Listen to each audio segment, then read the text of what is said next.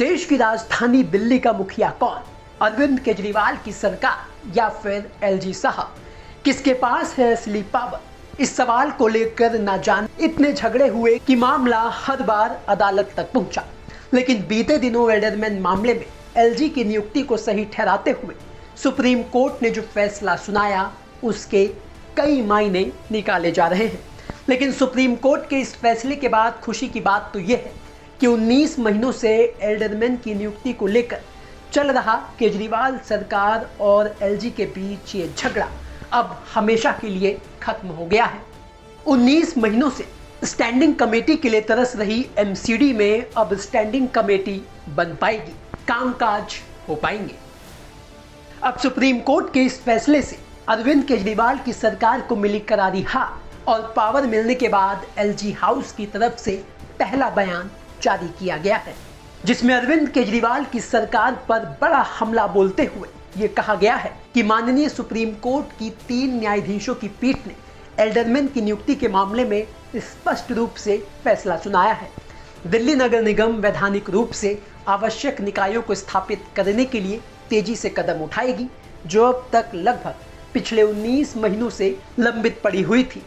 उपराज्यपाल ने एल्डरमैन की नियुक्ति के मामले में फाइल पर अपनी टिप्पणी में स्पष्ट रूप से लिखा था कि दिल्ली नगर निगम अधिनियम 1957 की धारा 3(3) BI अनुसरण में अनुच्छेद 239 AA के साथ पढ़ा जाए कि मैं दिल्ली नगर निगम में निम्नलिखित 10 व्यक्तियों को नामांकित करता हूँ। माननीय सर्वोच्च न्यायालय ने उपराज्यपाल के कार्यालय के खिलाफ GNCTD द्वारा रिट याचिका को खारिज करते हुए कहा है कि अधिनियम के प्रावधानों की जांच करने के बाद हमारी राय यह है कि दिल्ली नगर निगम अधिनियम की धारा 3(3) BI एक संसदीय अधिनियम है जो नामांकन की शक्ति उपराज्यपाल को देता है।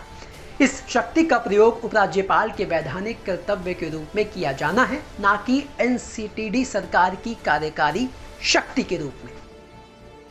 यह चिंता का विषय है कि कानून और संवैधानिक स्थिति स्पष्ट होने के बावजूद GNCTD ने निरर्थक मुकदमेबाजी में शामिल होने का फैसला किया। इस प्रक्रिया में न केवल माननीय न्यायालय का समय और जनता का पैसा बर्बाद हुआ, बल्कि जानबूझकर MCD को पंगु बनाकर रखा गया, जो जनवरी 2023 में LG के फैसले के बाद वैधानिक समितियों को समय पर गठित करने के लिए आवश्यक कार्य कर सकती थी। शीर्ष अदालत में प्रेरित और निरर्थक मुकदमेबाजी के माध्यम से उचित प्रक्रियाओं का इसी तरह का उल्लंघन वर्तमान सरकार के मंत्रियों द्वारा विभिन्न अन्य नियमित मामलों में भी किया गया है, जिसमें 1993 में NCTD के अस्तित्व में आने के बाद से कानून की स्थिति स्पष्ट है। इसके बाद आने वाली सरकारों ने इसी ढांचे में काम किया और शहर और इसके विकास में योगदान दिया।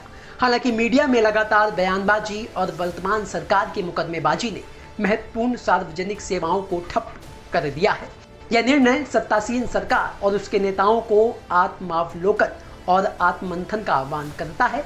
सार्वजनिक हित सर्वोपरि है और इसे मैदान की लड़ाई की वेदी पर बलिदान नहीं किया जा सकता। तो कुल मिलाकर सुप्रीम कोर्ट से पावर मिलने के बाद एलजी ने अरविंद केजरीवाल की सरकार पर करारा हमला बोला है। 19 महीनों से बिना स्टैंडिंग कमेटी के चल रही MCD के लिए सीधा सीधा अरविंद केजरीवाल की सरकार को जिम्मेवार ठहराया है। मतलब साफ है कि सुप्रीम कोर्ट के इस फैसले के बाद भले ही पावर LG को मिल गई हो, लेकिन दोनों के बीच कभी खत्म न होने वाला ये झगड़ा शायद कभी खत्म नहीं होने वाला है। ब्यूरो रिपोर्ट, दिल्ली तक।